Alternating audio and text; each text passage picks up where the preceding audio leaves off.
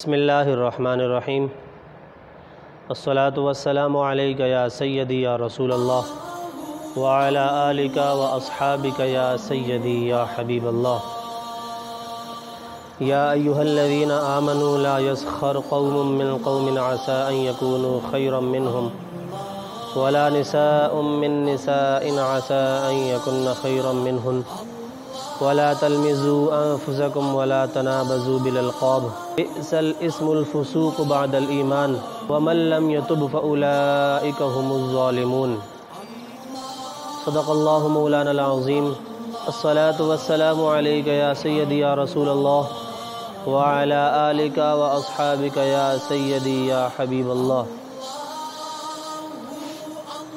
ہے ایمان والو، مرد دوسرے مردوں کا مذاق نہ اڑائیں۔ ممکن ہے کہ یہ ان سے بہتر ہوں، اور نہ عورتیں دوسری عورتوں کا مذاق اڑائیں۔ ممکن ہے کہ یہ ان سے بہتر ہوں۔ آپس میں ایک دوسرے کو عیب نہ لگاؤ اور نہ ہی کسی کو برے لقب دو۔ ایمان کے بعد فسق برا نام ہے، اور جو توبہ نہ کرے وہی ظالم لوگ ہیں۔ صدق اللہ مولانا العظیم۔ اللہ رب العزت کا بے پناہ شکر ہے کہ اس نے اپنے حبیب حضور جان کائنات حضرت محمد الرسول اللہ صلی اللہ علیہ وآلہ وسلم کا اپنے محبوب نبی کا امتی بنا کر اس دنیا میں بھیجا، اور اس دنیا میں بھیجنے کا مقصد اللہ رب العزت کا صرف اتنا تھا کہ میری بندگی اور میرے محبوب کی اطاعت۔ اگر آج ہم ان دو چیزوں سے بھی اپنے آپ کو دور کر لیں تو پھر ہمارا اس دنیا میں زندہ رہنا کسی کام کا نہیں، مر جانا ہی ہمارا بہتر ہوگا۔ جو آیت کریمہ میں نے آپ حضرات کے سامنے تلاوت کی ہے، اس میں اللہ رب العزت کا فرمان ہے۔ اللہ فرماتا ہے کہ مومنوں، تم آپس میں دوسرے مردوں کا مذاق نہ اڑاؤ۔ ہو سکتا ہے جو تم مذاق اڑا رہے ہو ان کا وہ تم لوگوں سے زیادہ اللہ کے نزدیک ہوں، زیادہ مقبول بندے ہوں۔ پھر ساتھ ہی اللہ نے عورتوں کا ذکر فرمایا کہ مومن عورتیں دوسروں کی مذاق نہ اڑائیں، دوسری عورتوں کی مذاق نہ اڑائیں۔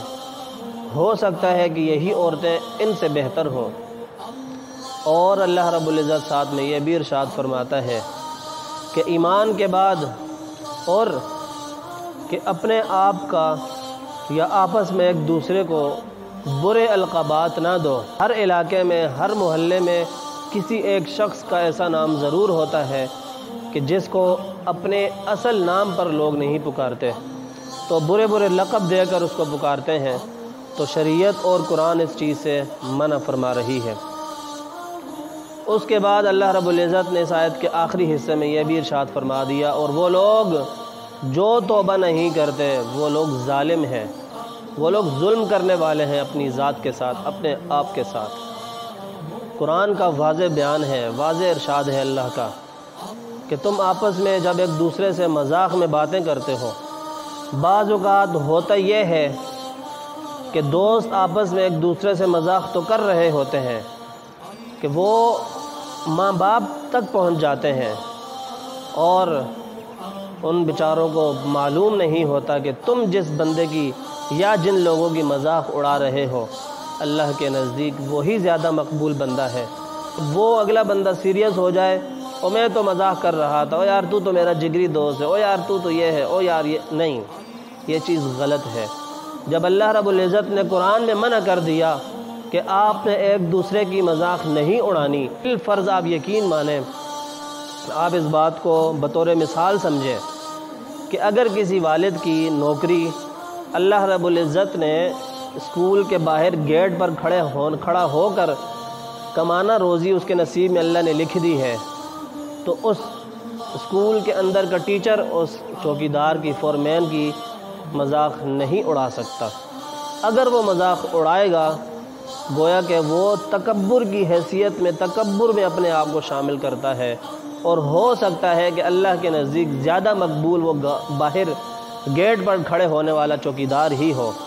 پھر ساتھ ہی اللہ رب العزت نے اگر مردوں کا ذکر کیا تو ساتھ ہی ہماری مائیں اور ہماری بہنوں کا بھی اللہ نے ذکر کیا کہ بعض عورتوں کی مذاق نہ اڑائیں۔ ہو سکتا ہے کہ جس کو یہ عورتیں مذاق ان عورتوں کا اڑا رہی ہیں، وہ عورتیں ان سے کئی زیادہ اللہ کے نزدیک ہوں، اللہ کے قول بجا لانے والی ہوں، اللہ کے احکام بجا لانے والی ہوں۔ پھر اس کے بعد اللہ رب العزت نے جس چیز کی طرف ارشاد فرمایا اور اشارہ کر کے ہمیں بتایا کہ ایک دوسرے کو برے ناموں کے ساتھ، برے القابات کے ساتھ ذکر نہ کرو، پکارو نہ۔ دنیا میں ہم جی رہے ہیں کہ ہم لوگوں کا نام بگاڑنا شروع کر دیں۔ زیادہ تر یہ ہوتا ہے کہ گھر سے نام بگڑ کر باہر نکلتا ہے۔ اگر آپ کے گھر میں اللہ نے ایک نعمت اولاد کی صورت میں دی اور پھر اس کو اللہ رب العزت نے قرآن کا حافظ بنا دیا تو آپ کو کیا ہوتا ہے کہ اس کو حافظ صاحب کہہ دو۔ اس کے بعد اللہ نے اس آیت میں آخر میں یہ ارشاد فرمایا کہ وہ لوگ ظالم ہیں جو گناہ کرنے کے بعد توبہ نہیں کرتے۔ 70 سال آپ نے گناہوں میں زندگی گزار لی، کوئی مسئلہ نہیں، کوئی مسئلہ نہیں، کوئی مسئلہ نہیں۔ حضور کا تو یہاں تک بھی فرمان ہے، حضور ارشاد فرماتے ہیں کہ اگر کوئی شخص اس دنیا میں ایسا ہو کہ جس کا گناہ زمین سے لے کر آسمان تک تہ لگا دی جائے، گناہ پر گناہ، گناہ پر گناہ، گناہ پر گناہ لگا کر آسمان تک بھر دیا جائے زمین کا یہ سارا خلا، اور پھر وہ اللہ کی بارگاہ میں سچے دل کے ساتھ آنسو بہا کر توبہ کرتا ہے اور دوبارہ وہ گناہ نہ کرنے کا عزم کر کے توبہ کرتا ہے، تو اللہ رب العزت فرماتا ہے کہ میں اس کی اس ایک بار کی توبہ کو قبول کر کے کہ سارے گناہ میں اس کے ختم کر دیتا ہوں۔ سچے دل کے ساتھ انسان توبہ کر لے، وہی بندہ اللہ اور اس کے رسول کو پسند ہوتا ہے، مقبول ہوتا ہے، کیونکہ اللہ نے قرآن میں ارشاد فرما دیا وہ لوگ ظالم ہیں جو گناہ کے بعد توبہ نہیں کرتے۔ اللہ ہم سب کا حامی و ناصر ہو۔ السلام علیکم ورحمۃ اللہ وبرکاتہ۔